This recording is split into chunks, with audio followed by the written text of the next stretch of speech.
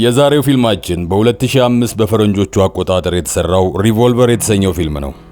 የፊልሙ ታሪክ የሚጀምረው ለ7 ዓመታት ከርቸሌ የቆየው ጄክ ግሪን የተባለ ቁማርተኛ ከእስር ሲፈታ በማሳየት ነው። ከተፈታ ከ2 ዓመት በኋላ ቢሊ ከተባለ ወንድሙ ጋር ወደ አንድ ታዋቂ ቁማር ቤት ያመራሉ። የቁማር ቤቱ ባለቤት የሆነው ዶዚ ማቻ ያስከፈላቸውን ብር ማስመለስ ዋና ግባቸው ነው። የዶዚ የግል ጠባቂ የሆነው ፖል ጄክ ባይገባ እንደሚመርጥ ቢነግረውም ግድ የለም ይግባ በማለት በጥብቅ ሚስጥር ቁማር ወደሚጫወቱበት ክፍል እንዲገባ ፈቀደ። እነ ጄክ እየገቡ እያለ ከፍታ ስለሚፈራ አሳንሰሩን እንደማይጠቀም ጄክ ተናገረ። እንግዲያው ሳያፎቅ በእግርህ ለመውጣት ተዘጋጃ ይሉታል የቁማር ቤቱ ጠባቂዎች። እየፈራ እንደምንም አሳንሰሩን በመጠቀም ወጣ። ጄክ በቅድሚያ በትንሽ ብር አስይዞ በጠረጴዛው ላይ ከነበረ ሰውዬ ጋር ተጫውቶ ሆነ ብሎ ተበላ። በቀጣይ በተመሳሳይ የብር መጠን ከማቻ ጋር አስይዞ ተጫወተና አሸነፈ።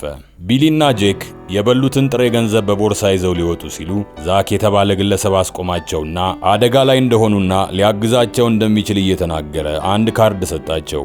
ጄክ በደረጃው ላይ ለመውረድ ሲያመራ ተዝለፍልፎ ወደቀ። የሰጣቸው ካርድ በደረጃው ላይ ውረዱ የሚል ጽሑፍ የያዘ ነበር። ጄክ ወደ ሆስፒታል ተወሰደ። ማቻ ስጋቱን ለጠባቂው ፖል እየተናገረ ነበረ።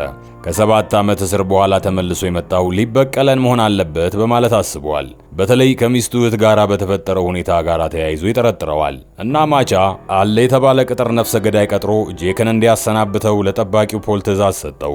ሆስፒታል የተኛው ጄክ ራሱን ስቶ የወደቀበትን መንስኤ ያለማወቃቸውንና የደሙ የምርመራ ውጤት እስከሚመጣ ወደ ቤቱ መሄድ እንደሚችል ተነገረው።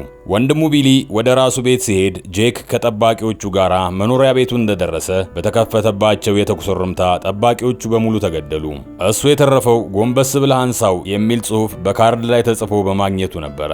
በመኪናው ከሹፌሩ ጋር ለማምለጥ ሲሞክሩ ሹፌሩ በተተኮሰበት ጥይት ተገደለ። በዚህ መሃል ድንገት ዛክ ይከሰትና ይታደገዋል። ቅጥር ነፍሰ ገዳዩ ሶርተር ተኩሶ ስቶ ስለማያውቅ እንዴት ሊስተው እንደቻለ ተገረመ።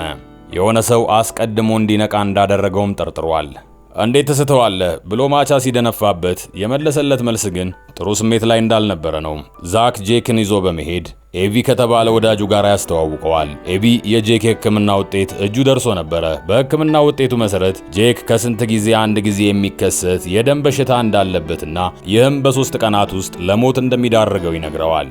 በዚህም ሊጠብቁት እንደሚችሉና 2 ለድርድር የማይቀርቡ ቅድመ ሁኔታዎችን ያስቀምጡለታል። ገንዘባቸውን በሙሉ እንዲሰጣቸውና የጠየቁትን ነገር በሙሉ እንዲያደርግና እንዲመለስ እንዲያስብበት 3 ሰዓት ሰጡት። እነዚህ አጭበርባሪዎች ናቸው ብሎ በማሰቡ ጄክ ጥሏቸው ወጣ። ወደ ሆስፒታል ሄዶ የምርመራ ውጤቱን ሲቀበል እነዛ ከነገሩት ጋር ተመሳሰለበት። እናም እነዛክ ዶክተሮቹን በገንዘብ አታለዋቸው ነው ብሎ አሰበ። ወደ ግል ዶክተሩ ሄዶ ሌላ ምርመራ ሲያደርግለት ተመሳሳይ ውጤት ተነገረው።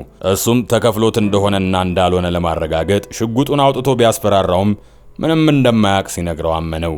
እናም የጠየቁትን ገንዘብ ከባንክ በማውጣት ያቀረቡለትን ስምምነት ለመቀበል አመራ። ከኤቪ ጋር እየሄዱ ሳለ ገንዘብ በአራጣ እንደሚያበድሩና ገንዘቡን የፈለጉት የአራጣ ብድር ለሚፈልጉ ለማበደር እንደሆነ ነገረው። ለመጀመሪያ ተበዳሪያቸው ገንዘብ አበድረው እየተመለሱ እያለ ከማቻ ጋር ስለነበረው ግንኙነት ምንም ሳይደብቅ እንዲነግረው ኤቪ ጠየቀው። ማቻ 3ቱ ኤዲዎች በመባል የሚታወቁ 3 ለሱ የሚሰሩ ወንዶች ነበሩት። በአንድ ጥልቅ የቁማር ጨዋታ ወቅት አቋማሪው ሰውዬ ቀረባቸው። እናም ጄክ ጎበዝ ቁማርተኛ መሆኑን ስለሚያውቁ ዛሬ አቋማሪ ሆነህ አጫውተን ይሉታል። ጄክ ፈቃደኛ ሳይሆን ቀረ። እናም የወንድምህን የቢሊን ቤተሰብ እንገድልብሃለን ሲሉት ተስማማ። የቁማር ጨዋታው እንደጀመረ አንደኛው ተጫዋች የጄክን እናትና ጄክን በስም እየጠራ መሳደብ ጀመረ። ጄክ ስድቡን መቋቋም ባለመቻሉ ሽጉጡን አውጥቶ ሲተኩስ መብራት ጠፋ። ያስያዙት ገንዘብም እንዳለ ጠፋ። ፖሊሶች በጥቆማ መጥተው ጄክን በቁጥጥር ስር አዋሉት። ጄክ እውነቱን ለፖሊሶች እንዳይናገር የወንድሙን ሴት ልጅ በማስፈራሪያነት ያዙበት። የወንድሙ ሚስት ልጇን ለመታደግ ስትታገል ገደሏት። ጄክ ለ7 ዓመት ዘብጥያ ወረደ። ጄክ በእስር ላይ ያለ 3ቱ ኤዲዎች ማቻን በሆነ ምክንያት አስቀየሙትና እንደ በፊቱ እምነት መጣል አቆመ። የጃክን ብር ለተለያዩ አራጣ አበዳሪዎች አበድረው ከጨረሱ በኋላ ዛክ ጃክን ወደ አንድ ሆስፒታል ሸኘው። በተመሳሳይ ፖል ሳም ጎልድ የተባለ በወንጀል የናጠጠ ሀብታም አናግሮ መመለሱ ነበረ። ከሱ ጋር መተዋወቃቸው ወንጀላቸውን ለመደበቅ እንደሚያስችላቸውም ለማቻ ያስረዳዋል። ይህም ሳም ጎልድ የተባለው የናጠጠ ሀብታም ሰዎችን በአካል ከማናገር ይልቅ በአማካሪዎቹ በኩል ማናገር ይቀነዋል። እናም ሊሊ ኦከር የተባለች አማካሪ ከማቻ ጋር የአደንዛዥ ዕፅ ስምምነት ተፈራረመች። ሳም ጎልድ በአደባባይ መታየት እንደማይፈልግና ሁለተኛ ዕድል እንደማይሰጥ አስጠነቀቀችው። ጄክ ለዛክና ለኤቪ በአራጣ የሚያበድሩት ተጨማሪ ገንዘብ ሰጣቸው። በእስር ያሳለፈውን ሕይወት እያጫወታቸው ነበር። ጄክ በማረሚያ ቤት ሁለት አማራጭ ቀርቦለት ነበር። 14 ዓመት ሰብአዊ ክብሩ ተጠብቆ መታሰር ወይም 7 ዓመት ለብቻው ተገልሎ መታሰርን። 7 ዓመት ለብቻው ተገልሎ መታሰርን መረጠ። በታሰረበት ክፍል ውስጥ መካከል የሚገኙ ሁለት ታራሚዎች ነበሩ። አንዱ ጎበዝ የቼዝ ተጫዋች የነበረ ሲሆን አንደኛው በማጭበርበር ወንጀል የተያዘ ነው። እርስ በርሳቸው ማውራት ባይፈቀድላቸውም እርስ በርስ በሚገባ ይተዋወቃሉ። መጽሐፍ በሚታደላቸው ወቅት መጽሐፍ ውስጥ ወረቀት ላይ ጽሑፎች በማስፈር መልእክትን ይለዋወጡ ነበረ። በዓለማችን የሚገኙ ማናቸውንም ጨዋታዎች እንዴት ማሸነፍ እንዳለበት ያወቀው በዚያ ወቅት ነበር። ሁለቱ እስረኞች ከእስር ለማምለጥ አቅደው ስለነበረ ጄክን እንደሚያስመልጡት ቃል ገብተውለት የነበረ ቢሆንም ሲያመልጡ ግን ጃክን ጥለውት ነበር ያመለጡት። ጄክ ከእስር እንደተፈታ እነዛ ሁለት ሰዎች ገንዘቡን በሙሉ ወስደውበት ነበር። ከአንተ የተሻለ ተቀናቃኝ ስታሸንፍ ብቻ ነው የተሻልክ የምትሆነው የሚል ማስታወሻ የያዘ ጣሽ ወረቀት ብቻ ነበር ያስቀሩለት። ጄክ በተማረው ቁማር መሰረት በተለያዩ ቁማር ቤቶች በመዘዋወር እየተጫወተ ሀብት ሰበሰበ። አሁን የሰበሰበውን ገንዘብ ከዛክና ከአቪ ጋር በመሆን በአራጣ እያበደረ ይገኛል። ብድራቸውን በወቅቱ ያልከፈሉትን ያስፈራራል። ነገር ግን አልከፈሉም ብሎ ጉዳት አያደርስም ወይም አያሰቃይም። ኤቪና ዛክ ከትልቅ የጭነት መኪና ጋር የቤት ግድግዳን እያሰሩ ነበረ። ከግድግዳው በስተጀርባ ማቻ ለሊሊ የነገራት ትልቅ የአደንዛዥ ዕፅ ማከማቻ ካዝና እንደሚገኝ አውቀው አረፉት። ማቻ እንደተዘረፈ ሲያውቅ ለጉዳዩ እልባት እንዲያገኝ ፖልን ላከው። ፖል በቀጥታ ያመራው አደንዛዥ ዕፁን ወደሚያቀርቡላቸውና ሎርድ ጆን ወደ ተባለው ቱጃር ነበር። በአጭር ጊዜ ውስጥ ይህንን ያህል መጠን በመጠየቃቸው ዋጋ ጨምሮ እንደሚሸጥላቸው ለፖል ይነግረዋል። ፖል ተስማማ። ጄክ፣ ዛክ፣ ኤቫና ቡድናቸው ሽያጩ ወደሚከናወንበት ሆቴል አመሩ።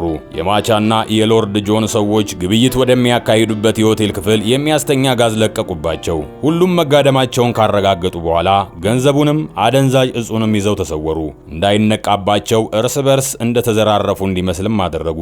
ከጥቂት ቀናት በኋላ ጄክ ወንድሙን ቢሊን ደውሎ አንዳንድ ሰዎች እየመጡ እንደሚጠይቁት ዛክና ኤቪ አደገኛ ሰዎች መሆናቸውን አስጠነቀቀው። ጄክ የወንድሙን ምክር ችላ በማለት ስራውን ቀጠለ። ብድሩን ያልከፈላቸውን ደንበኞቻቸውን እንዲገድልም አዘዙት። እሱ ግን አፈሙዙን ኤቪ ላይ አዞረው። ሽጉጡ ባዶ ስለነበረ ኤቪ በሰደፍ መቶ ጣለው። ጄክ ሲነቃ ራሱን የሚተኛበት ሆቴል ውስጥ አገኘው። ወዲያው ተደውሎለት ሲያነሳ ኤቪ ነበረ። 3 ቀን እንደሞላውና ሆስፒታል ሄዶ ቼክአፕ እንዲያደርግ ነገረው። ወንድሙና የወንድሙ ሴት ልጅ ሊጠይቁት መጥተው ካናገሩትና ራሱን እንዲጠብቅ መሳሪያ ከሰጡት በኋላ ወደ ዶክተሩ ያመራል። ዶክተሩ ሙሉ ምርመራ ካደረገለት በኋላ እስከዛሬ የተነገረው በሽታ እንደሌለበትና ሙሉ ጤነኛ እንደሆነም አበሰረው። ምላሽ ፈልጎ ወደ ኤቪ ሲደውል ጠብቀኝ ይለዋል። ፖል በዚያ መሃል ማን እንደዘረፋቸው ሲያጣራ ቆይቶ የጄክ ስምን በተደጋጋሚ ያሰማራቸው ሰዎች አነሱለት። እናም ማቻን እንዲገድሉት ትዕዛዝ ሰጠ። ኤቪና ዛክ የማቻ ሰዎች ሊገድሉት ሆቴሉ በር ላይ እየጠበቁት እንደሆነ ነገሩት። ጄክ ሮጦ አመለጣቸው። ከሚያሳድዱት አንዱ ጥይት ባርቆበት ራሱ ላይ ተኩሶ ወደቀ። ቀሪዎቹ ጄክ ተኩሶ የገደለው መስሏቸው ተመለሱ። ጄክ ወደ ዛክና ኤቪ ቢሮ አመራ። ከሶስቱ አዲዎች ጋር ስለነበረው ግንኙነት እውነቱን እንዳልነገራቸው አስረዱት። ከማቻ እንድባረር ያደረጉት እነሱ ነው ብለው በማመናቸው ከእስር እንደተፈታ ጠብቀው ሊገድሉት ሲሉ በየወሩ የሚያበድሩትን ገንዘብ 3 በመቶ ሊሰጣቸው ተስማማ። በመጀመሪያ ላይ የተስማማው አንደኛው ኤዲ ነበረ። ወሩን ጠብቆ እንደከፈለ ያዩት ቀሪዎቹ ሁለቱ ኤዲዎች ተስማሙ። ግን 4 በመቶ ታደርግልናለህ አሉት። እንዲያበድሩ ሲሰጣቸው የነበረው ገንዘብ የሌላኛው ኤዲ ገንዘብ ስለነበረ ምንም አላጣም። የሚሰጣቸው ገንዘብ ሲያልቅ ወደ ማቻ በመሄድ ተበድረው ማበደር ጀመሩ። ማቻም ይህንን ሐሳብ ባመጣው ሰው ተገረመ። ጄክ እስር ቤት በተማረው ቁማር መሰረት ብዙ ገንዘብ በቁማር ከበላ በኋላ ለመዝናናት ከወንድሙና ከወንድሙ ሴት ልጅ ጋር ሲወጣ ኤዲዎች የማቻን ገንዘብ መክፈል ባለመቻላቸው ተገደሉ።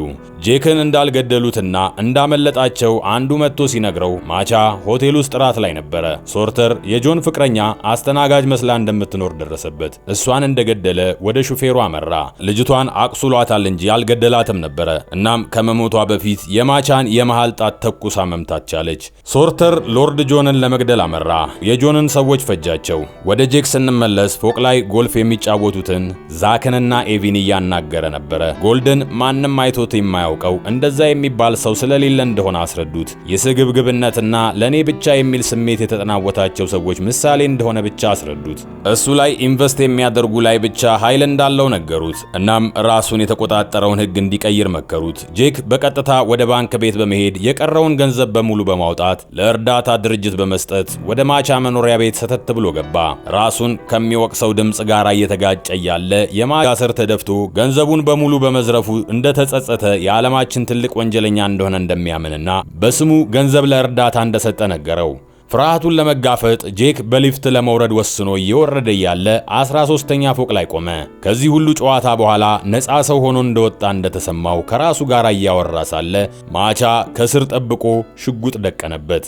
ከራሱ ጋር ሰላም የፈጠረው ጄክ ጥሶ አለፈ። እንዴት ሽጉጥ ደቅኜበት ድንግጥ እንኳን አይልም በማለት ማቻ ደርቆ ቀረ። ምን ያህል እንደተዋረደ ሲገባው ስቅስቅ ብሎ አለቀሰ። በማግስቱ ፖሊሷቸው የመጡት ጋር ርዕስ ያደረጉት ማቻን ነበረ። በስምህ ነው እርዳታ የሰጠሁት ያለው ጄክ እውነቱን ነበረ። የቁማር ቤቱ ባለቤት ነው የሚባለው ሰው ማህበረሰቡን ያግዛል በሚል በሁሉም የዜና ማሰራጫዎች በመነገሩ ተደሰተ። ደስታው ግን ብዙም አልዘለቀም። አደንዛዥ እጹን የዘረፈው ጄክ እንደሆነ ፖል ለማቻ ነገረው። ሲጫወትብን ነበር በማለት አሰቡ። ፖል፣ ሶርተርና የማቻ ሰዎች ወደ ቢል ቤት እንዳመሩ ቢል ሴት ልጁን ቁም ሳጥን ውስጥ ደበቃት። ጄክና የሰረቀው አደንዛዥ እጽ የት እንደሚገኙ እንዲነግራቸው ክፉኛ አሰቃዩት። የሚያውቀውን ነገር እንደሌለ ሲነግራቸው አላመኑትም። የፖል የማሰቃያ መንገድ እየበረታ ሄደ። የሴት ልጁን ትንፋሽ የሰማው ሶርተር ከቁም ሳጥን ውስጥ አወጣት። ከቢሊ ሁኔታ ንጹህ መሆኑን የተረዳው ሶርተር የማቻን ሰዎች ሙሉ በሙሉ ገደላቸው። መጨረሻ ላይ በሰራው ስህተት ግን ራሱን ገደለ። ሊሊ ማቻን ለመጎብኘት አበባ ይዛ መጣች። የማቻ ስም በየጋዜጣው መታተሙ ጎልደን እንዳላስደሰተውም ነገረችው። ጊዜው እንዳበቃ ሁለተኛ ዕድል እንደማይሰጠው ስትነግረው ማቻ ደነፋ። ዛክ ጄኪንና አደንዛዥ እጹን ወደ ማቻ ቁማር ቤት ወሰዱት። ኤቪ በዚህኛው የሴት ጨዋታ ጄኪን አሸነፈው። እናም ከሱ ጎንና ጎን ታስረው የነበሩት ሁለት ሰዎች ኤቪና ዛክ መሆናቸውን ነገሩት። ሊያስመልጡት ቢያስቡም እሱ ግን በምናቡ የፈጠራቸው ሰዎች እንደሆኑ በማሰቡ ጥለውት እንዲያመልጡ እንዳደረጋቸው ነገሩት። ጄክ ምንም ማድረግ አልቻለም። ምክንያቱም የቁማር ቤቱ ጠባቂዎች የወንድሙን ሴት ልጅ ይዘው ለማቻ አስረክበውት ስለነበረ ወደዛው አደንዛዥ እጹን ይዞ አመራ። አደንዛዥ እጹን መሬት ላይ ካኖረው በኋላ ምንም እንደማትሆን ነገራት። ማቻ ይበልጥ ተናደደ። ልጅቷ ላይ ሽጉጡን ደቅኖባት የፍርሃት ስሜት አለመሰማቱ አናደደው። ትልቅ ውርደት ተሰማው። ምንም ያልፈራኝ የሞትኩ መሆኔን ስላሰበ ነው ብሎ በማሰብ ራሱን አጠፋ። ፊልሙም በዚሁ ይጠናቀቃል። ለዛሬ ይዘንላችሁ የቀረብነው ፊልም ይህን ይመስል ነበረ። ሌሎች ፊልሞችን ለማግኘት ሰብስክራይብ በማድረግ የደውል ምልክቷን ተጫኑ። ላይክ፣ ኮመንት፣ ሼር ማድረግ ደግሞ አትርሱ። በሌላ ፊልም ተመልሰን እንገናኛለን።